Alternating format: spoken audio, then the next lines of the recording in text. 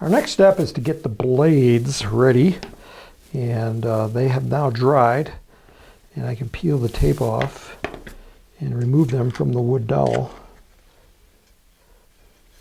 Just be careful when you pull them off that you don't catch an edge and snap them. So here's the first one. I like to leave them on the blades, or on the dowel, and using some fine grit sandpaper, just sand them.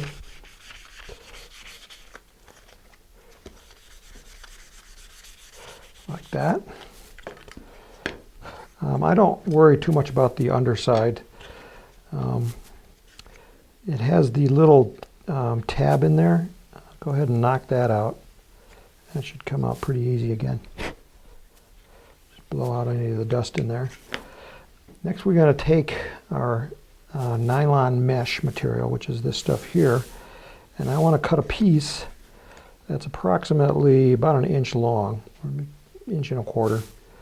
And the width of it is going to be the width of the blade.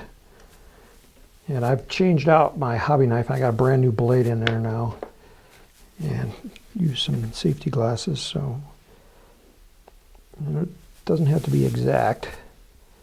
So I got two pieces here, and that's enough for two blades. So I want to take that and I want to lay it on the underside of the blade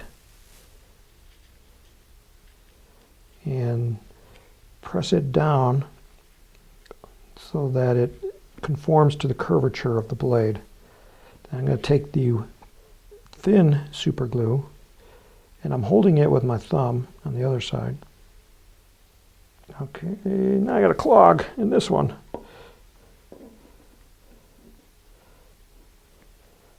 I always like it when it does that.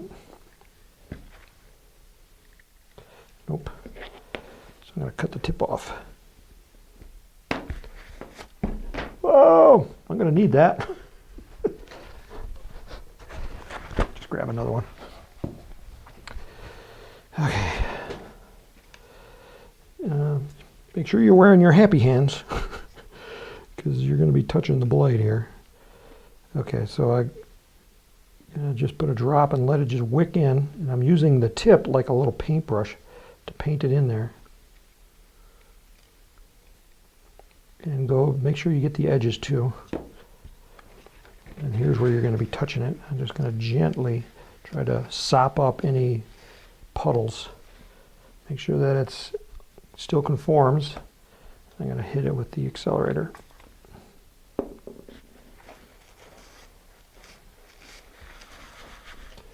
Just like that. Okay. Now it's still pretty warm. I'm going to use my sharp hobby knife, and I'm going to cut along the perimeter, cut off any of the excess.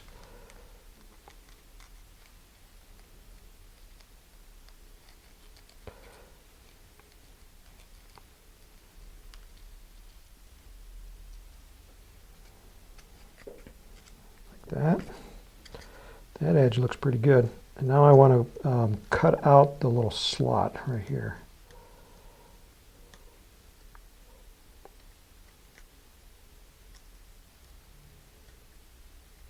Takes a steady hand.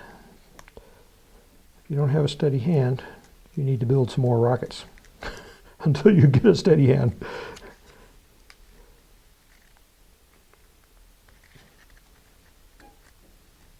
All right, just like that. Now, you can go ahead and test fit it, and it's going to be test fitted onto this little tab right here on the base of the pivot arm. So what I'm doing is I'm plunging it down in, and this is kind of clearing out the slot, and that's the whole purpose of this, is to clear out that slot. All right, when I got it cleared out, I can test fit it. And see there's a little shelf in there. It's got to fit into that shelf just like that. You can see that this sticks up a little bit right there. So I got this part is sticking up, and then plus the little This is a rubber band hook, and this has got to stick up. Okay, so we want to do this to all 3 blades. I don't want to glue them yet. I recommend that you go ahead and pull these off and go ahead and paint them. Because this rocket is so small, it can be hard to see in the sky. So the way I paint them, I find a piece of cardboard, I put some tape down. You see, I'll put tape down like this. I'll just show you how I do it. I'm going to need 3 pieces. One long one, like that, and then 2 short ones. So imagine this is a piece of cardboard. And I'll tape this down like that right there, and then tape another one here like that. And then I can take the blade and then just press it onto the tape. And that keeps it from blowing around when I hit it with the spray paint. I do both sides, front and back. I like to use fluorescent colors. Make sure your bottom is a nice dark color against the blue sky. That will help you see it in the sky. So go ahead and do this to all 3 of them. Go ahead and paint them.